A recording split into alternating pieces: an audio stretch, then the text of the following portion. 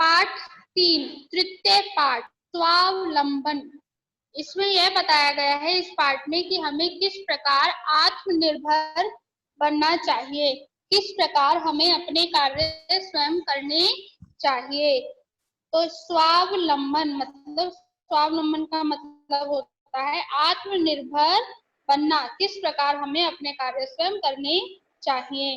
कृष्णमूर्ति श्रीकंठस्य मित्रे आस्तम। कृष्णमूर्ति और श्रीकंठ नाम के दो मित्र थे। कृष्णमूर्ति श्रीकंठ मित्र, कृष्णमूर्ति श्रीकंठ नाम के दो मित्र थे।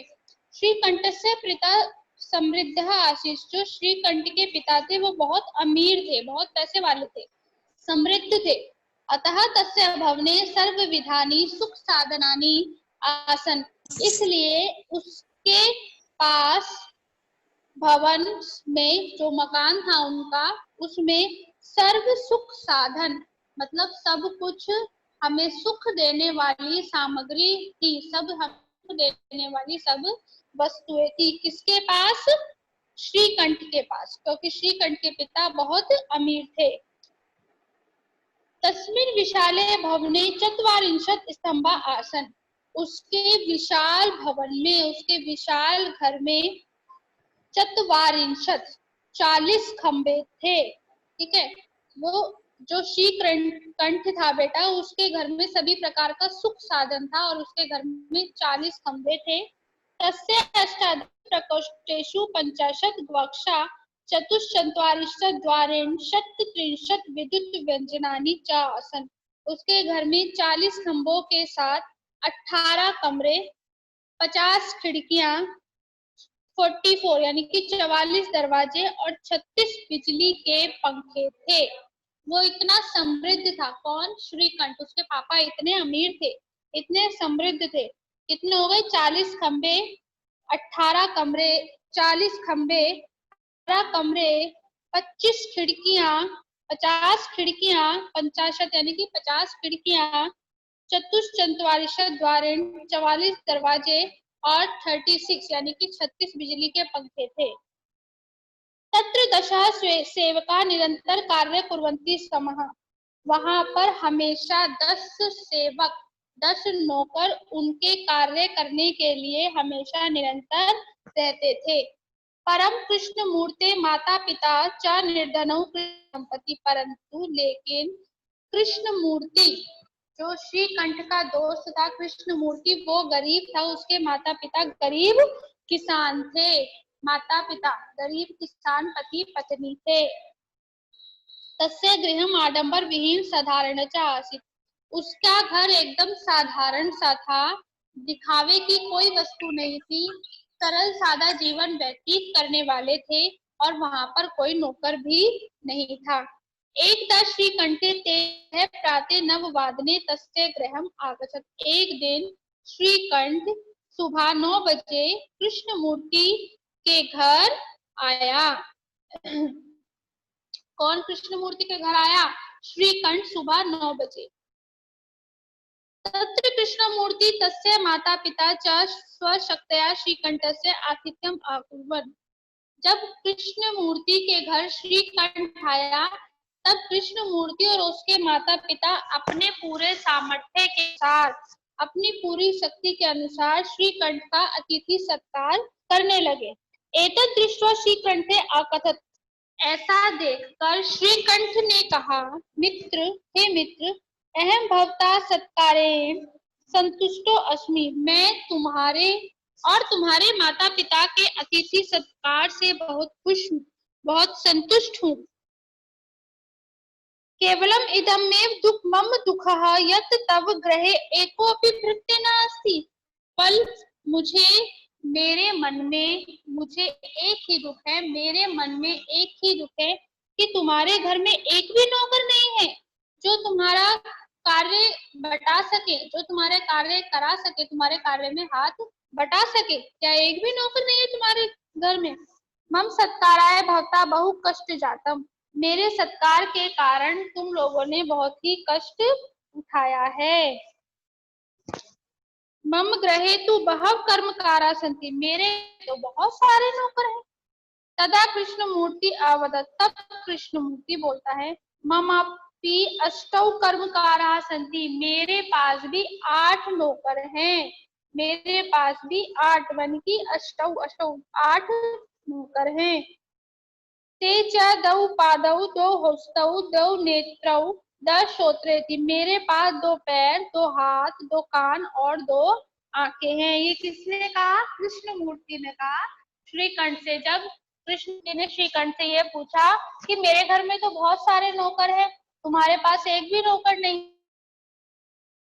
है, लेकिन मैं तुम्हारे अतिथि सत्कार से बहुत प्रसन्न हूँ, बहुत खुश हूँ, बहुत संतुष्ट हूँ, लेकिन तुम्हारे पास एक भी नौकर नहीं है, तो मुझे इस बात का बहुत दुख है। तब कृष्णमूर्ति कहता है कि मेरे पास तो 8 नौकर हैं, 2 हाथ 2 कान 2 पैर और 2 आंखें। एते प्रतिक्षण मम सहायक, यह हमेशा हर पल मेरे सहायक रहते हैं। भृत्या सदैव सर्वत्र च उपस्थिता भवितुं न शक्नोति, किंतु तुम्हारे जो नौकर हैं वे हमेशा और सब जगह तुम्हारे साथ नहीं रह सकते हैं, तुम्हारे साथ उपस्थित नहीं रह सकते हैं। त्वं तु सब कार्य भृत्यादीन, तुम अपना कार्य खुद नहीं कर सकते हो। यदा यदा ते अनुपस्थिता, जब जब वे अनुपस्थित होते हैं, मतलब जब जब वे तुम्हारे पास नहीं होते हैं, तदा तदा तुम कष्टम अनुभवसी, तब तब तुम कष्टों का अनुभव करते होगे, क्योंकि तुम्हें तो आदत ही नहीं है ना अपना काम करने की, अपना काम स्वयं करने की, तुम्हें तो नौकर करते हैं तुम्हारे कार्य। स्वावलंबने तु सर्वदा सुखमेव न कदापि कष्टम भवति, हमें अपना कार्य खुद भी कर लेना चाहिए। और मैं आत्मनिर्भर हूँ, मैं स्वावलंबी हूँ और स्वावलंबन से हमेशा मुझे सुख मिलता है, कोई भी कष्ट कभी भी प्राप्त नहीं होता है। श्रीकंठ अवदत्, श्रीकंठ बोलता है त्वं वचनानि मम मनसि महति प्रसन्ना जाता, तुम्हारे वचन सुनकर मेरा मन बहुत अधिक प्रसन्न हो गया है, बहुत अधिक खुश हो गया है। अधुना अहमपि स्वकार्याणि स्वमेव कर्तुम् इच्छामि, इसलिए अभी से मैं अपने कार्य अपने आप ही करने की इच्छा करूंगा, कि मैं अपने कार्य सब कुछ अपने आप ही करूं। भवतु, अच्छा। सार्धद्वादशवादनम, 12:30 की 12:30, 12:30 बज चुके हैं। सांप्रतम ग्रहम चलामि, अब मैं अपने घर चलता हूँ। एक बार फिर से मैं इस चैप्टर को रिपीट कर देती हूँ बेटा। श्रीकंठ और कृष्णमूर्ति नामक 2 मित्र थे। श्रीकंठ बहुत अमीर था, उसके पापा अमीर थे, उसके पास एक बहुत अच्छा भवन सब सुख सुविधाओं से संपन्न था।